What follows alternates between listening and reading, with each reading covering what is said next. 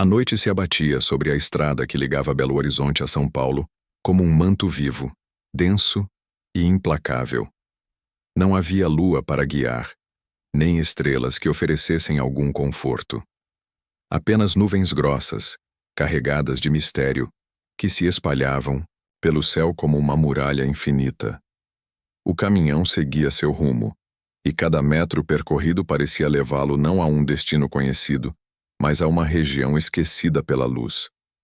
O ar era pesado, úmido, e o nevoeiro que se arrastava pelas margens da pista mais parecia uma criatura rastejando, esperando o momento exato de envolver sua presa. A estrada solitária não trazia faróis de outros veículos. Apenas o ronco do motor e o ranger dos pneus se impunham naquele abismo de silêncio. O asfalto parecia interminável, repetindo-se de maneira quase hipnótica. As linhas brancas, iluminadas pelos faróis, avançavam em um compasso constante, mas havia algo errado. Elas não levavam a lugar algum. A cada curva, a cada reta, a paisagem parecia idêntica à anterior. Árvores retorcidas surgiam e desapareciam, como guardiãs de um segredo sombrio. O vento não soprava, o ar não se movia, como se até a natureza tivesse recuado. O silêncio era tão profundo que parecia amplificar cada batida de coração, cada suspiro preso na garganta. Foi nesse silêncio que as primeiras sombras apareceram.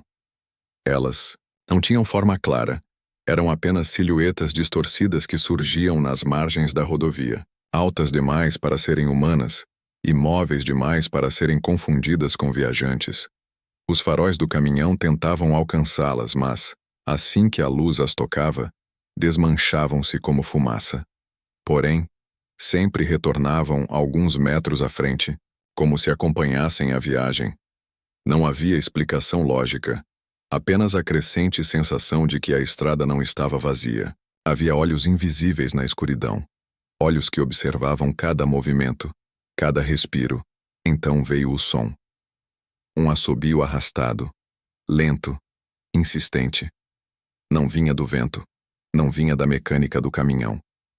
Estava em toda parte, como se o próprio asfalto respirasse e chamasse.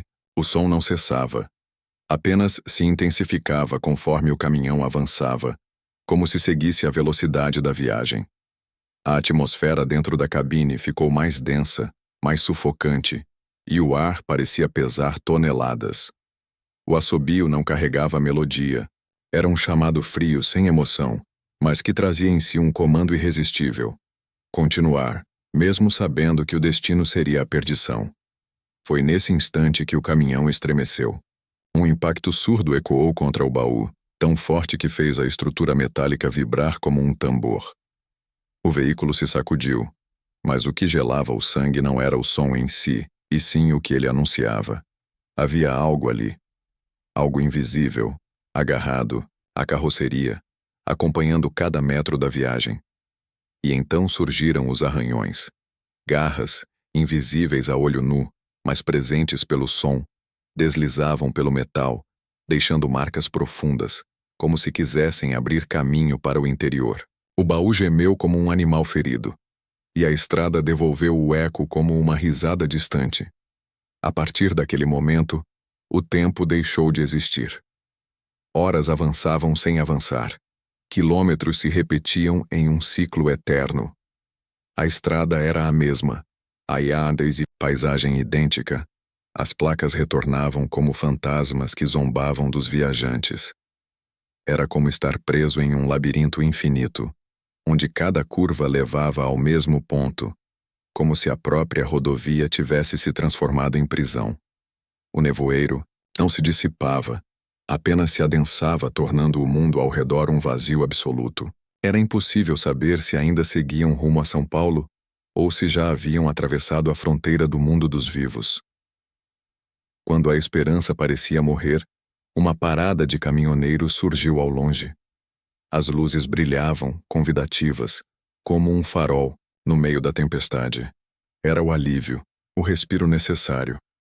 Mas o que encontraram ali não era abrigo. O lugar parecia congelado no tempo, mesas ainda dispostas, pratos com restos de comida, cadeiras viradas como se todos tivessem partido às pressas. Não havia ruído humano. Não havia vozes. Apenas o vento que soprava arrastando o mesmo assobio sinistro que os acompanhava desde o início. O que parecia refúgio era, na verdade, uma extensão da armadilha. Foi então que as luzes da parada se apagaram de uma só vez. O breu tomou conta, e dele emergiram os passos.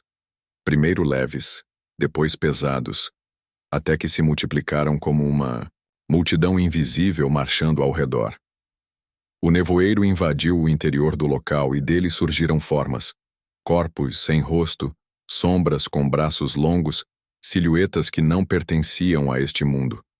Cercaram o espaço em silêncio antes de começarem a sussurrar, vozes desconexas, palavras quebradas, que se entrelaçavam em um cântico perturbador. Morte, estrada, eternidade. Quando a escuridão enfim recuou, nada restava além do caminhão.